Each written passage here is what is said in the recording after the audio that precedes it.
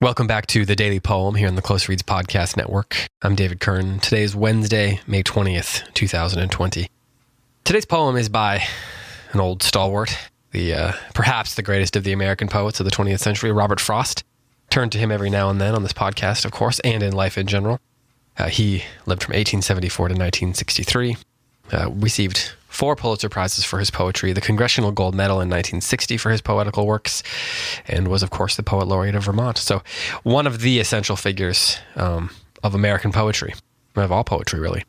And the poem that I'm going to read today is called Acquainted with the Night. It is from 1927. It was published in the Virginia Quarterly Review, and then again in 1928 in his collection called West Running Brook.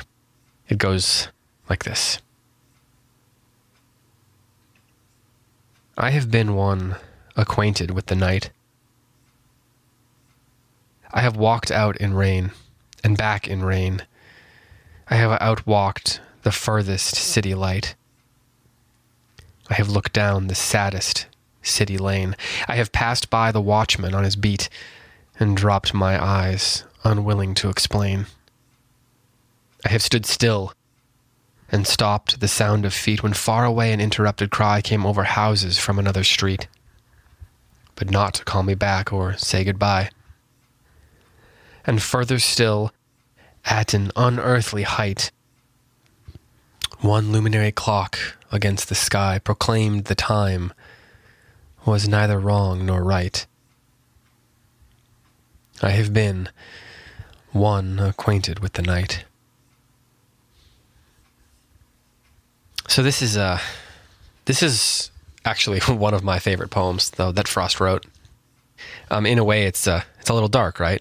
Seems to be perhaps even a poem about depression or anxiety. I think that's there. But it's a sonnet, 14 lines, of course. It's written in iambic pentameter. It's a terza rima, which is translated to third rhyme. So it's a terza rima rhyme scheme.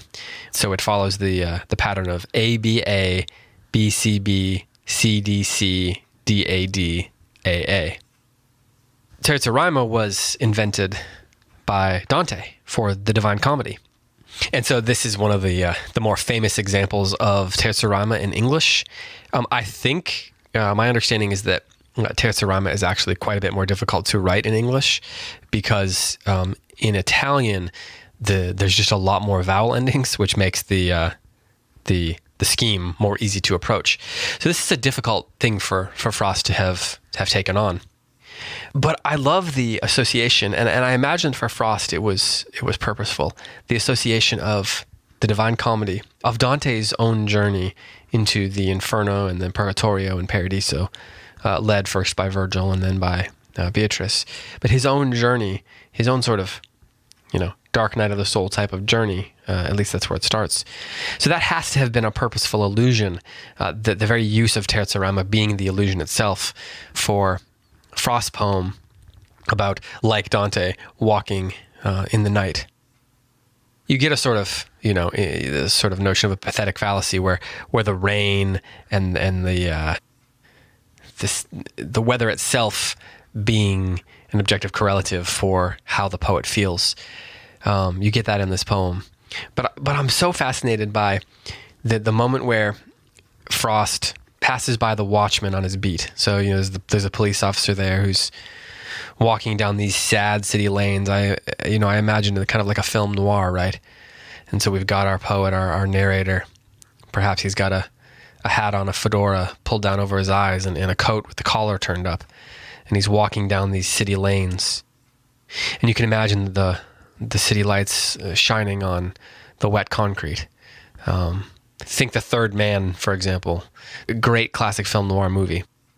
It takes place in Vienna.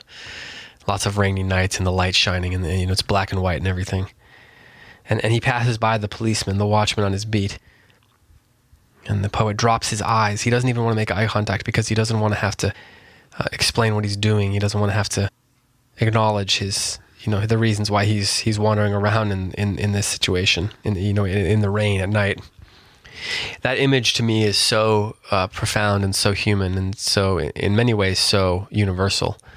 So it's this particular experience, this particular scene that is captured with so much imagination and makes it so profound because I think because we all understand that tendency, the desire to not look up and make eye contact, to have to explain the way we're feeling.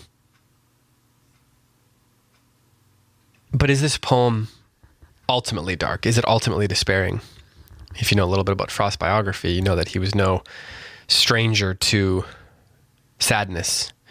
He lost a couple children before their time.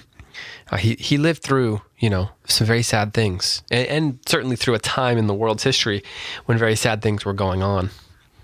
But in the end, is this just a poem that's about being acquainted with the night, and it's confessional in that way, or is there a hopefulness at the core of this poem? That's one of those questions that I don't know that I want to answer for you, because I think that's kind of the point of experiencing a poem like this and living with it and thinking about it. So I don't want to answer that for you, but I do want to point out that the notion of being acquainted with the night is interesting, given that the poem has such a theme of isolation at its core. This is a man walking alone. He's not even connected. There's a cry that comes from over the houses from another street, and it's disconnected. He's not even acquainted with that person, and yet it says that he's acquainted with the night. So there's a bit of irony in that, and I wonder. I think a lot about how that plays into whether this is a essentially hopeless poem. And again, I'll leave that for you to decide. But on the other hand, I think for anybody who has brushed against anxiety or depression or fear, a poem like this can give voice to some of what's being felt. And even if it does seem like a despairing poem, being able to give voice to that, I think, is meaningful. So here, one more time, is Robert Frost's Acquainted with the Night.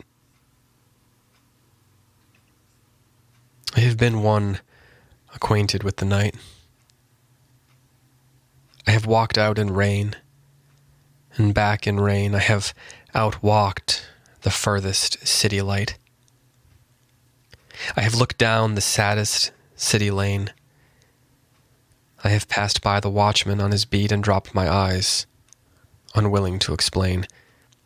I have stood still and stopped the sound of feet when far away an interrupted cry came over houses from another street, but not to call me back or say goodbye. And further still, at an unearthly height, one luminary clock against the sky proclaimed the time was neither wrong nor right. I have been one acquainted with the night. This has been the Daily Poem. Thanks so much for listening, and I'll be back tomorrow with another poem.